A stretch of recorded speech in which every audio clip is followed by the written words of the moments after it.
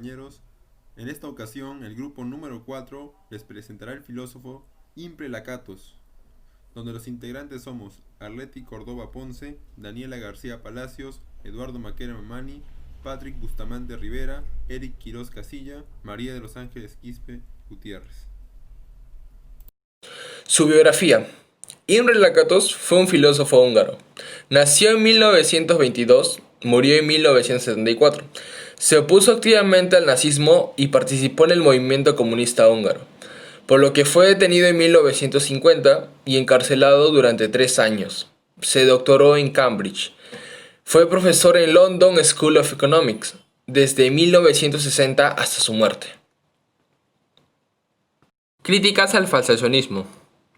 Distingue el falsacionismo metodológico ingenuo y refinado. Su propuesta sería una mejora del falsacionismo metodológico de Popper. Lakatos afirma que no podemos probar las teorías y tampoco podemos refutarlas, mediante el procedimiento puramente empírico. Se basa en 2 argumentos: el psicológico, que es el rechazo de la decisión de la proposición observacional o de la proposición teórica, y la lógica, que viene siendo la proposición fáctica que puede probarse por experimento.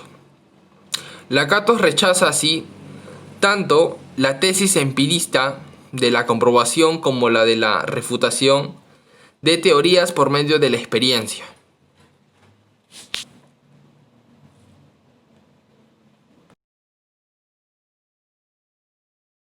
Filosofía en la ciencia de Imre Lakatos. Propone una reconstrucción racional de la ciencia.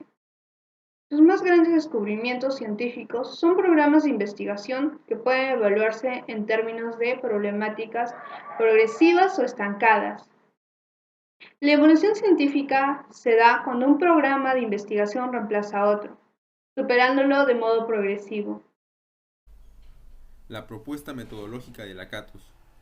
Este es un programa de investigación científica que puede ser definido por una sucesión de teorías e hipótesis, y también se compone de 3 elementos, el cual es el núcleo tenaz, el cual es irrefutable por decisión de la comunidad científica y para que no se le toque los científicos que adscriben al mismo, y crean una serie de hipótesis auxiliares que conforman el cinturón protector.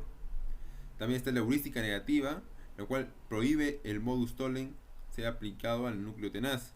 Las refutaciones deben ser resueltas en el cinturón protector e hipótesis auxiliares. Por último, la heurística positiva, la cual sugiere cómo cambiar y desarrollar las versiones refutables del programa y qué modificaciones hacerle al cinturón protector.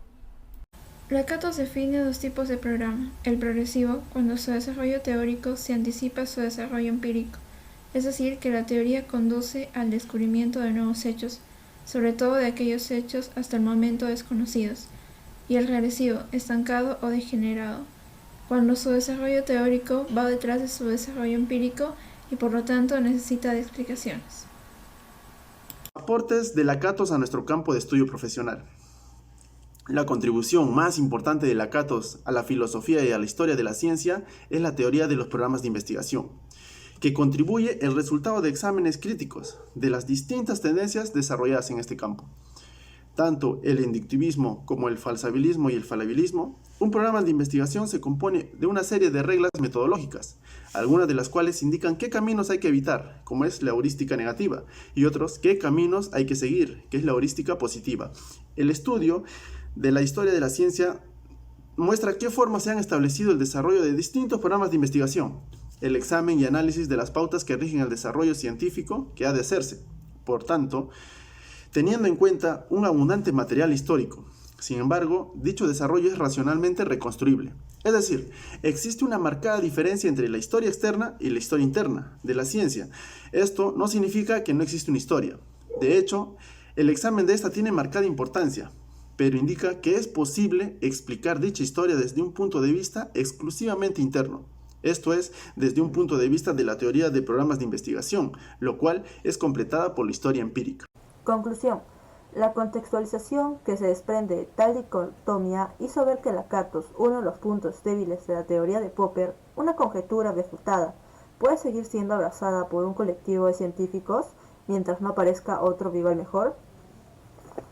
Podemos concluir tal como dice el autor, un razonamiento para que sea científico no tiene que ser comprobado con los hechos necesariamente.